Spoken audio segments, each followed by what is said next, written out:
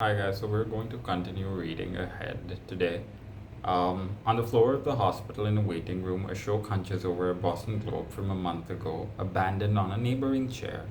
He reads about the riots that took place during the Democratic National Convention in Chicago and about Dr. Benjamin Spock, the baby doctor, being sentenced to 2 years in jail for threatening to counsel draft evaders. The Favre Leoba strapped to his wrist is running 6 minutes ahead of the large gray-faced clock on the wall. It is 4:30 in the morning, an hour before Ashok had been fast asleep at home. Ashima's side of the bed covered with exams he'd been grading late at night when the telephone rang. Ashima was fully dilated and being taken to the delivery room. The person on the other end had said, upon arrival at the hospital, he was told that she was pushing, that it could be any minute now. Any minute. And yet, it seemed only the other day, one steel colored winter's morning when the windows of the house were being pelted with hail, that she had spit out her tea, accusing him of mistaking the salt for sugar. To prove himself right, he had taken a sip of the sweet liquid from her cup, but she had insisted on its bitterness and poured it down the sink. That was the first thing that had caused her to suspect.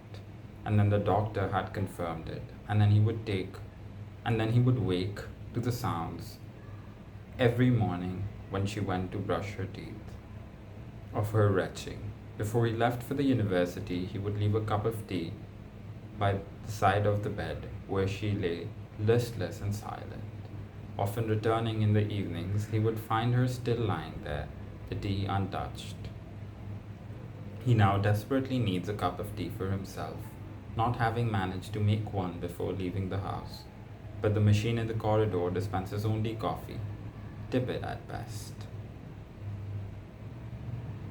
in paper cups. He takes off his thick rimmed glasses, fitted by a Calcutta optometrist, polishes the lenses with a cotton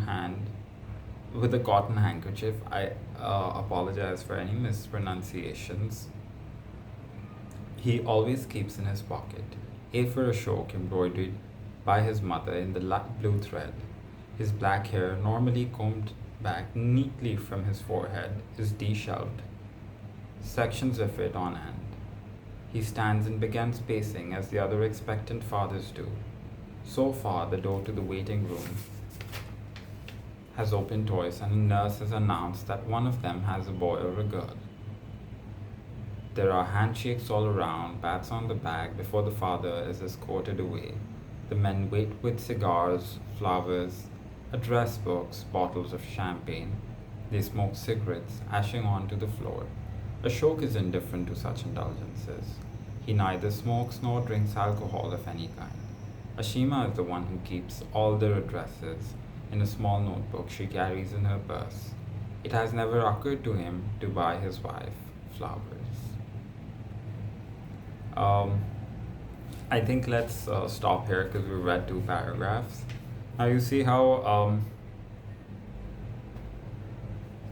subtly has Lahiri also integrated a flashback of when Ashok and Ashima found out that they were about to have a child.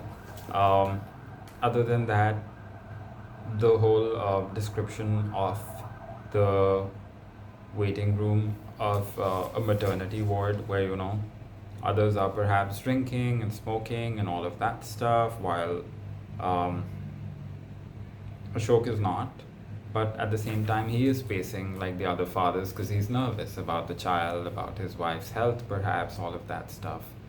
I think that's about it for this video. I'll drop in some notes regarding explanations of stuff, things that I want you guys to focus on. The role of punctuations, guys, really important. Really, very important, okay? Like, for example, this line, upon arrival at the hospital, he was told that she was pushing, comma, that it could be any minute now, full stop. Any minute, full stop. There's a lot of emphasis on stuff, sometimes skipping emphasis on stuff because of all of this punctuation, and Lahiri really cleverly plays with it. Focus on that. And I think that's about it for this video. If you like the video, don't forget to give me a thumbs up as well as subscribe to the channel, and press the bell icon to stay updated for whenever a new lecture drops in. And yeah, guys, we'll continue with reading for now in the next lecture too, and then we'll discuss things all together, I guess.